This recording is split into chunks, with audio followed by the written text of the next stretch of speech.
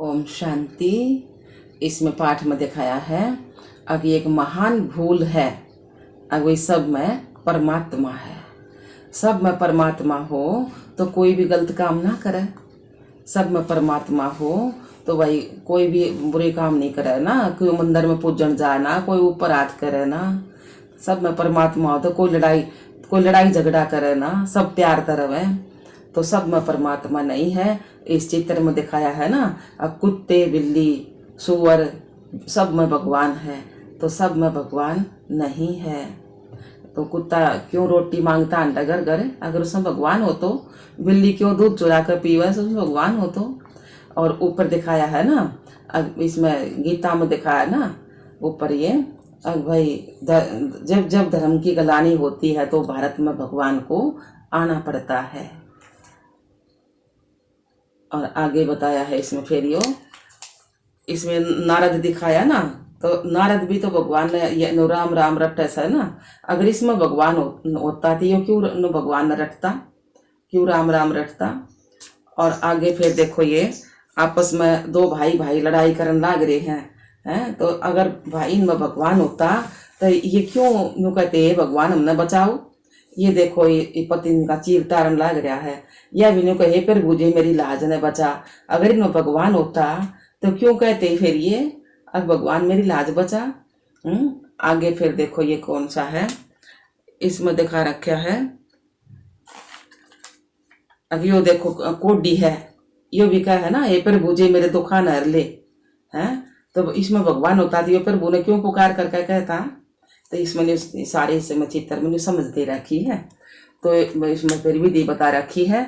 यह कितने आश्चर्य की बात है कि आज एक और तो लोग परमात्मा को माता पिता पति पावन मानते हैं, और दूसरी ओर कहते हैं परमात्मा सब में है। और वह तो ठीकर भीतर सरब बिच्छूर बारा मगरमच्छ चोर डाकू सब क्या में है। और अपने परम प्यारे परम पावन परम पिता के बारे में यह कहना वह कुत्ती बिल्ली सब में है, यह कितनी बड़ी भूल कर दी। यह कितना बड़ा पाप है। जो पिता हमें मुक्ति जीवन मुक्ति की विरासत जन्म सिद्ध अधिकार देता है, हमें पतित से पावन बनाकर स्वर्ग का राज्य दे है, उसके लिए इसे शब्द कहना गोए कृतज्ञ बनना तो है। यदि परमात्मा सर्वव्यापी होते तो उसके शिवलिंग रूप की पूजा क्यों होती फिर।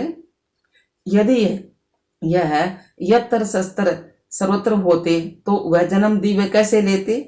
अगर मारे की तरह जन्म ले भगवान शरीर मतलब तो उस तरह दिव्य जन्म थोड़ी ना कहते फिर उसका। तो मनुष्य उसके अवतरण के लिए उन्हें कितना पुकारा है, क्यों पुकारा है, शिवरात्रि का त्योहार क्यों मनाओ है। यदि परमात्मा सर्वव्यापक है तो वह गीता ज्ञान कैसे देते फिर। गीता में लिखे उनके महावाक्य कैसे सत्य सिद्ध होते। मैं परम पुरुष पुरुषोत्तम हूँ, मैं सूर्य तारागण के प्रकाश की से पहुंच से भी परे परम धाम का वासी हूँ। यह सरस्वती एक उल्टा झाड़ है, उल्टा वृक्ष है ना, तो मैं इसका बीज रूप हूँ जो कि ऊपर में रहता हूँ।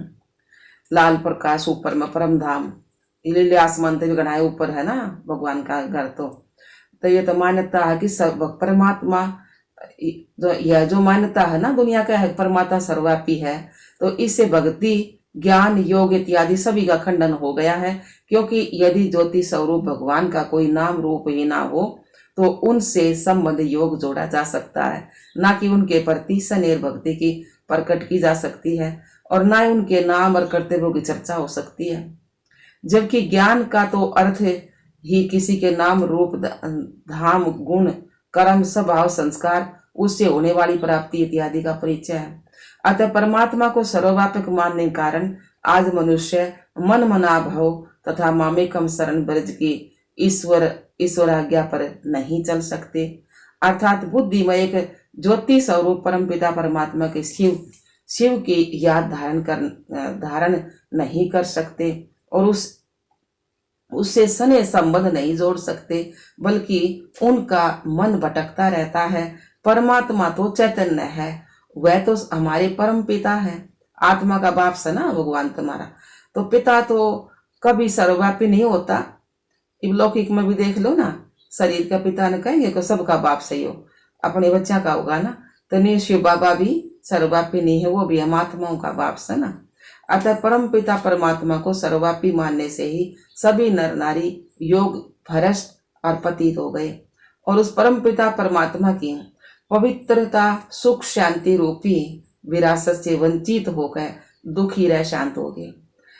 तो स्पष्ट है कि भक्तों का यह जो कथन है ना, परमात्मा तो घट घट का वासी है, तो इसका भी शब्दार्थ लेना ठीक नहीं है। वास्तव में घट अर्थात हृदय को प्रेम एवं याद का स्थान माना गया है। द्वापर युग के शुरू के लोगों में ईश्वर भक्ति अथवा प्रभु में आस्था एवं श्रद्धा बहुत थी। कोई बिरला ही ऐसा व्यक्ति होता था जो परमात्मा को न मानता हो।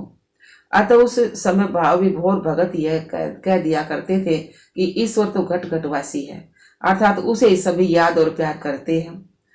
तो और सभी के मन में ईश्वर का चित्र बस रहा है। तो इन शब्दों का अर्थ यह लेना कि स्वयं ईश्वर ही सबके हृदयों में बस रहा है, यह बात भूल है या एक महान भूल है। या सब में भगवान नहीं है, वो तो न्यारा है ना, निराकार ज्योति बिंदु स्वरूप परम धाम का रहने वाला। अच्छा, ओम शांति, ओम शांति।